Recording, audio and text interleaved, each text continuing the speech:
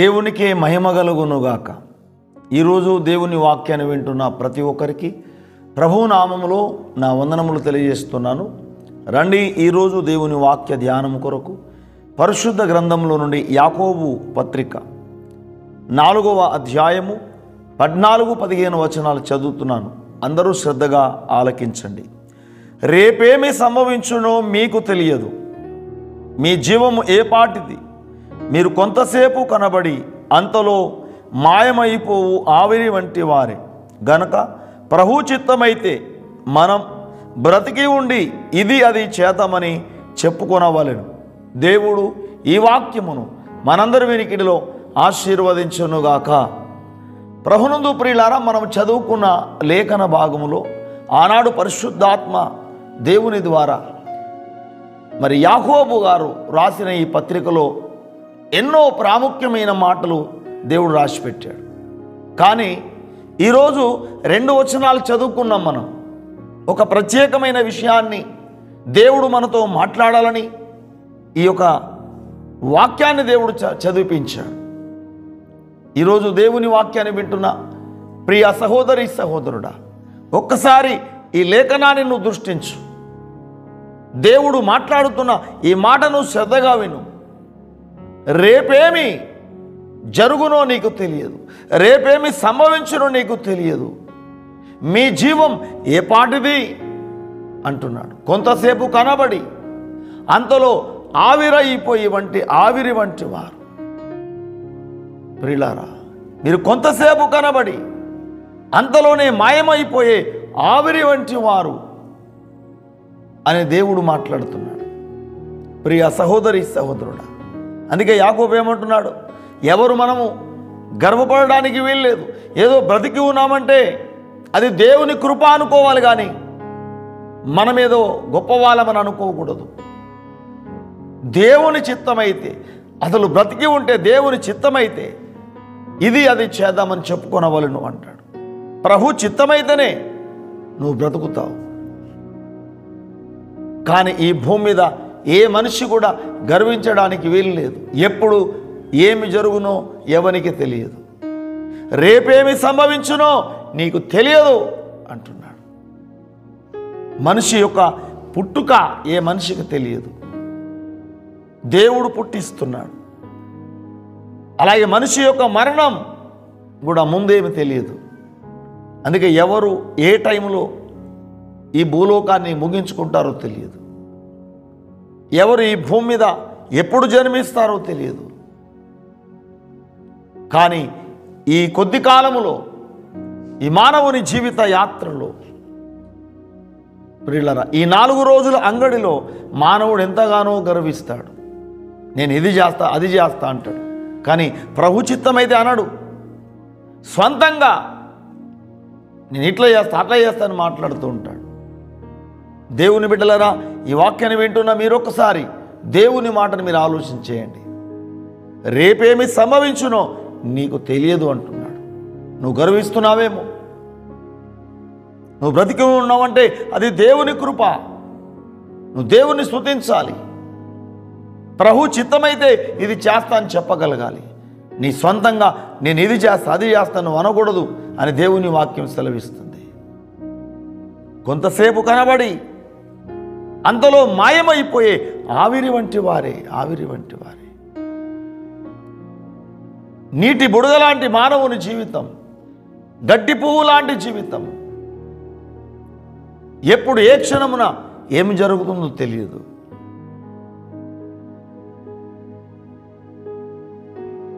ఎనభై 9వ కీర్తనలో 48వ వచనంలో చూస్తే, మరణము చూడకుండా బ్రతికే నరుడేవాడు అంటాడు. ప్రియులారా, మరణమును చూడకుండా బ్రతికే నరుడు ఎవడు? ప్రియ సహోదరి సహోదరుడా, ఈ భూమి మీద మరణం అన్నది ఎప్పుడు ఎవరికి వస్తుందో తెలియదు. కానీ ప్రతి క్రైస్తవుడు, దేవుని నమ్ముకున్న బిడ్డ, బ్రతికినన్ని రోజులు దేవుని కొరకు బ్రతకాలి, క్రీస్తు కొరకు బ్రతకాలి, దేవుని మహిమ కొరకు బ్రతకాలి. ఎప్పుడు ఏ క్షణమున ఎవరు ఈ లోకం నుంచి వెళ్తారో తెలియదు. రక్షణ పొందిన నీవు, యేసు దేవుని నమ్ముకున్న నీవు ఆయన కోసం బ్రతకాలి. ప్రియ సహోదరి సహోదరుడా, ఆనాడు పౌలు భక్తుడు అంటాడు, ఫిలిప్పీ పత్రికలో 1వ అధ్యాయం 21వ వచనంలో ఆయన అంటాడు, నా మట్టుకైతే బ్రతుకుట క్రీస్తే, చావైతే నాకు లాభము అని అంటాడు. నా మట్టుకైతే నేను బ్రతికినన్ని రోజులు నా ప్రభు కొరకు నేను బ్రతుకుతాను, క్రీస్తు కొరకు బ్రతుకుతాను, క్రీస్తునే ప్రకటిస్తాను. ఒకవేళ మరణం వస్తే అది నాకు మేలే అంటాడు. ఎందుకంటే రక్షణ పొందిన వ్యక్తి, మారు మనసు పొందిన వ్యక్తి, ఈనాడు క్రీస్తులో మరణించిన వ్యక్తి ధన్యుడే, ఎప్పుడైనా కావచ్చు. అందుకే ప్రకటన 14:13 చూస్తే అంతటా ఇప్పటి నుండి ప్రభునందు మృతినందు మృతులు ధన్యులు అంటున్నాడు. రక్షణ పొందిన వ్యక్తి ఎప్పుడు ఈ లోకంలో కళ్ళు మూసినా దేవుని రాజ్యానికి వెళ్తాడు, విశ్రాంతి ప్లేస్కి వెళ్తాడు, పరదేశంలోనికి వెళ్తాడు. కనుక మనిషి జీవితంలో ప్రియులారా బ్రతికినన్ని రోజులు దేవునికి ఇష్టంగా బ్రతకాలి, దేవునికి భయపడి బ్రతకాలి. ఎందుకంటే ఎప్పుడు ఏ క్షణమున ఏమి జరుగుతుందో తెలియదు. యేసును నమ్ముకొని యేసు రక్తములో కడగబడి యేసయ్య బిడ్డలుగా జీవిస్తున్న వారు ఎవరు గర్వించడానికి వీల్లేదు. ధనము చూసి, జ్ఞానము చూసి, ఆస్తి చూసి ఎవరు గర్వించడానికి వీల్లేదు. ఎప్పుడు ఏ క్షణమున ఏమి జరుగుతుందో తెలియదు. ఎంత ధనవంతుడైనా వట్టి ఊపిరి వలె ఉన్నాడు. గడ్డి పువ్వు లాంటి జీవితం ప్రియులారా, నీటి బుడగ లాంటి జీవితం. ఎప్పుడు ఏ క్షణమున ఏం జరుగుతుందో తెలియదు. గనక నీవు ఎప్పుడు గర్వించకూడదు, దేవునికి భయపడి బ్రతకాలి. బ్రతికినన్ని రోజులు దేవునికి ఇష్టంగా బ్రతకాలి. ప్రియులారా, ప్రతి రోజు ఉదయం నుంచి రాత్రి వరకు ఎంతమంది ఈ లోకాన్ని ముగించుకుంటున్నారు? రాత్రి నుంచి ఉదయకాలం వరకు కూడా ఎంతమంది ఈ లోకాన్ని ముగించుకుంటున్నారు? ఉదయం ఉన్నవారు రాత్రి వరకు ఉండరు, రాత్రి ఉన్నవారు ఉదయం వరకు ఉండరు. మానవుని జీవితం ప్రియులారా, ఈనాడు ఎప్పుడు ఏం జరుగుతుందో తెలియదు. గనక ఈరోజు దేవుని వాక్యాన్ని బట్టి నీవు గర్విస్తున్నావా? నాకు అన్నీ తెలుసు అనుకుంటున్నావా? సర్వమెరిగిన వాడు దేవుడు ఒక్కడే. ఆ దేవుని నమ్ముకున్న నీవు దేవునికి లోబడి బ్రతుకు. దేవుని చిత్తమైతేనే ఇది అది చేస్తానని చెప్పు. ఎందుకంటే ఎప్పుడు ఏ క్షణమున ఏం జరుగుతుందో తెలియదు.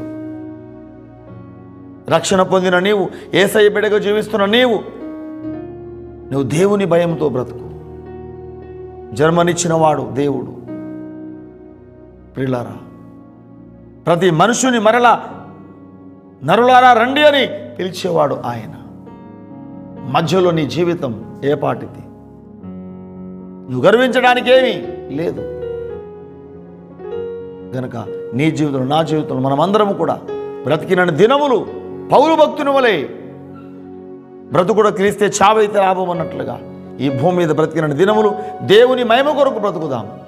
అట్టి గొప్ప విశ్వాసం, అట్టి యొక్క గొప్ప నమ్మకం, దేవునికి ఇష్టంగా జీవించే జీవితాలు, దేవునికి భయపడి జీవించే జీవితాలు ఈ వాక్యాన్ని వింటున్న ప్రతి ఒక్కరికి దేవుడు అనుగ్రహించునుగాక. ఆమేన్. చిన్న ప్రార్థన చేసుకుందాం. మహాపరిశుద్ధుడా, పరమ తండ్రి యేసయ్య, మీకు స్తోత్రాలు. ఈరోజు మీరు మాతో మాట్లాడిన ప్రతి మాట కొరకు వందనాలు. రేపేమి జరుగుతుందో మీకు తెలియదంటున్నారు, రేపేమి సంభవించునో మీకు తెలియదంటున్నారు. మీ జీవం ఏ పాటిది? కొంతలో కనబడి అంతలో మాయమైపోయి ఆవిరి వంటి వారే అంటున్నారు. మేము గర్వించడానికి వీల్లేదు నాయన. బ్రతికిన దినములు నీకు లోబడి, నీకు భయపడి బ్రతకాలి. ప్రభు చిత్తమైతేనే ఇది చేస్తా, అది చేస్తా అని చెప్పాలి అని మా సొంతంగా మేమేం చేయలేము నాయన. ప్రభువా, ఆనాడు పౌలు వలె బ్రతుకుడ క్రీస్తే చావైతే నాకు లాభం ఉన్న రీతిగా ఈ భూమి మీద ప్రభువా నేను నమ్ముకున్న ప్రతి ఒక్క వ్యక్తి ప్రభువా దీనత్వముతో భయపడి నాయన నీ నామ మహిమ కొరకు బ్రతుకున్నట్లుగా కృప చూపమని ఈ వాక్యం వింటున్న ప్రతి ఒక్కరిని మీరు దీవించండి. ప్రతి ఒక్కరిని నాయన మీరు ఆశీర్వదించండి. నీ మహిమ కొరకు మీరే బ్రతికించమని యేసు నామములో ప్రార్థిస్తున్నాము తండ్రి. ఆమేన్. Praise Lord. దేవుడు మిమ్మల్ని, మీ కుటుంబాలను ప్రభువు కొరకు జీవించినట్లుగా సిద్ధపరుచునుగాక.